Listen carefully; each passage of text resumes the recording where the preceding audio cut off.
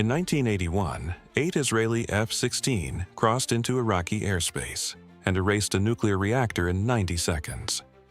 Osirak, one coordinate, one strike package, one facility that took years to build, gone before the smoke cleared. The lesson traveled fast. Every military program in the region absorbed it immediately. You cannot protect what can be found, and anything important enough to matter will be found. The KH-11 reconnaissance satellite resolves objects 15 centimeters across, from 400 kilometers above the Earth. 15 centimeters. The width of a coffee mug. Nothing on the surface of Iran was secret. Launch facilities at Shahrud, photographed. Assembly buildings at Parchin, photographed. Fuel depots, radar installations, command infrastructure. All of it mapped. All of it loaded into targeting computers that update continuously.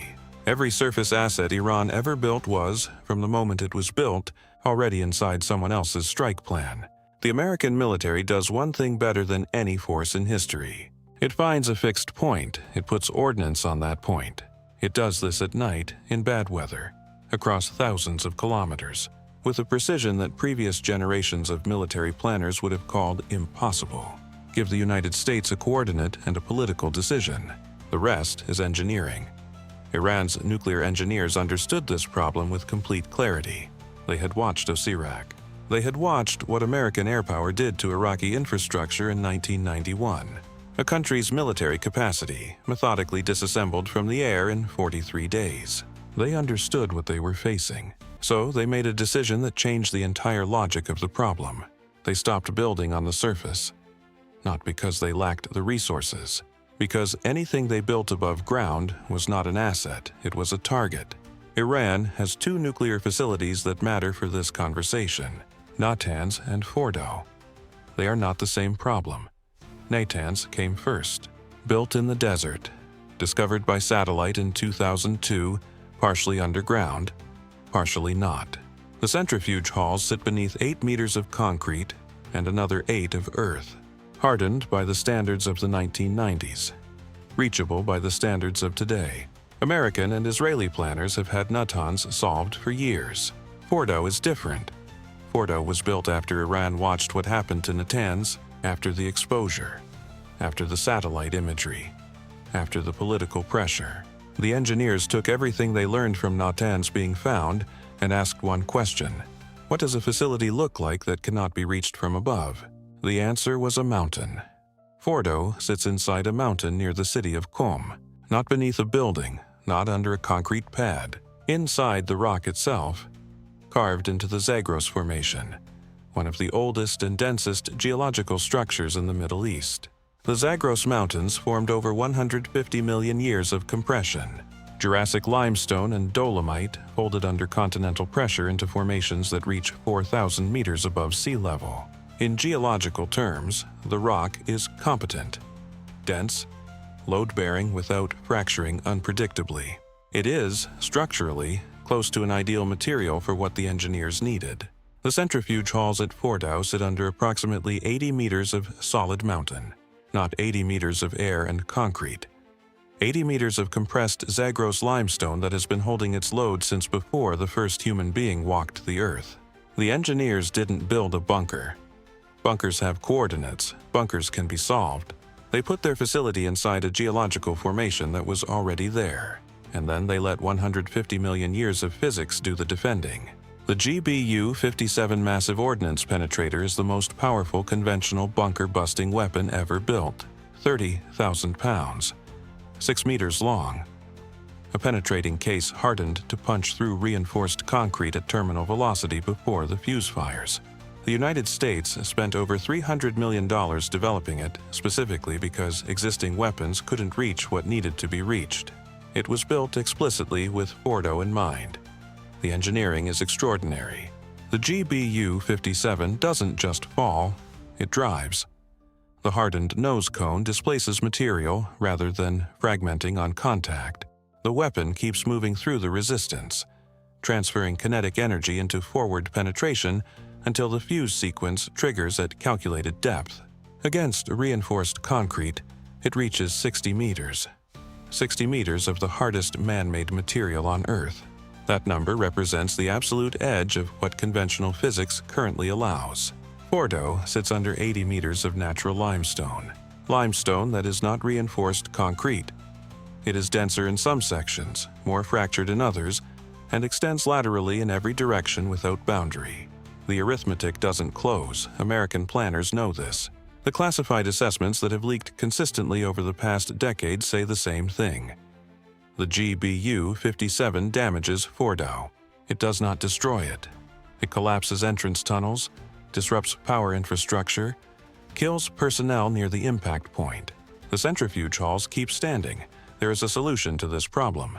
It requires multiple strikes on the same coordinate in sequence, each bomb falling into the crater left by the previous one, driving deeper with each pass. It works, in theory. It requires sustained air access over Iranian territory for hours. That is not a weapons problem. That is a war problem. And it means that destroying Fordo with conventional munitions doesn't end with one night of strikes. It requires something closer to an invasion of Iranian airspace. When conventional weapons reach their physical limit, military planners don't stop thinking. They move to the next column on the spreadsheet. The next column is nuclear. Hobby 61-12 tactical nuclear weapon detonated at surface burst above Fordo generates overpressure. No geological formation absorbs it completely. The shockwave doesn't negotiate with limestone. It propagates through rock at velocities that destroy internal structures. It collapses tunnel systems and kills personnel through concussive force alone. The warhead doesn't need to penetrate a single meter of mountain. The physics works. That part is not in question. Everything surrounding the physics is. Iran has declared that any strike on its nuclear facilities triggers immediate retaliation. Retaliation occurs across multiple theaters simultaneously. Hezbollah activates from Lebanon. Ballistic missiles launch toward American bases in Qatar, Bahrain, and the UAE. The Strait of Hormuz closes, not as a diplomatic threat but as a physical act. Mining operations and anti-ship missiles target tanker traffic. This tanker traffic carries 40% of the world's seaborne oil. That is the conventional retaliation package. Before anyone accounts for what a nuclear strike on Iranian soil does, it affects every government in the region that currently tolerates American military presence. Saudi Arabia, Jordan, the UAE. Each faces a domestic political reality redefined permanently by surviving a nuclear strike on a Muslim-majority nation. The bases don't close immediately. The permissions get reviewed, the logistics get complicated. The alliances that make American power projection in the region possible start operating under new pressures. Pressures they were not designed to absorb. One tactical nuclear strike on Fordo doesn't end Iran's nuclear program. It ends the regional architecture that makes striking Iran possible in the first place. The weapon that solves the physics problem creates a political problem with no solution. That is why the spreadsheet doesn't have a third column. Here is what the engineers at Fordo actually built. Not a nuclear facility, not a centrifuge hall buried under a mountain. Those are the contents. The container is something different. They built an argument. A physical, geological, permanently installed argument that says, this cannot be cleanly resolved by force, and that argument doesn't expire. It doesn't get sanctioned. It doesn't respond to diplomatic pressure or economic isolation or any instrument that operates above ground. It simply sits there, under 80 meters of Zagros limestone, continuing to function. The United States has spent decades building a military doctrine around a core assumption that any fixed point on Earth can be reached, destroyed, and removed from the equation. Cheyenne Mountain, Tora Bora, Osirak. The doctrine has a near-perfect record. Fordo is the first facility that breaks the assumption without breaking the facility, and that matters far beyond Iran. Every military program watching this situation is running the same calculation. If 80 meters of competent rock defeats the most advanced conventional penetrating weapon ever built, what does 100 meters do? What does distributed tunnel networks across multiple mountains do? What does the Fordo model, replicated and expanded, do to a doctrine built around the certainty of reach? The answer is already being constructed. In tunnels, in mountains, in countries that watched this problem get solved and took notes. Deterrence has always operated on the assumption that the other side has something to lose on the surface. Infrastructure, facilities, visible assets that bleed when struck. Fordow removed that assumption for one program in one country. The question that nobody in Washington has cleanly answered is simple. What happens to deterrence itself when there is nothing left on the surface worth striking and the mountain just keeps holding its load?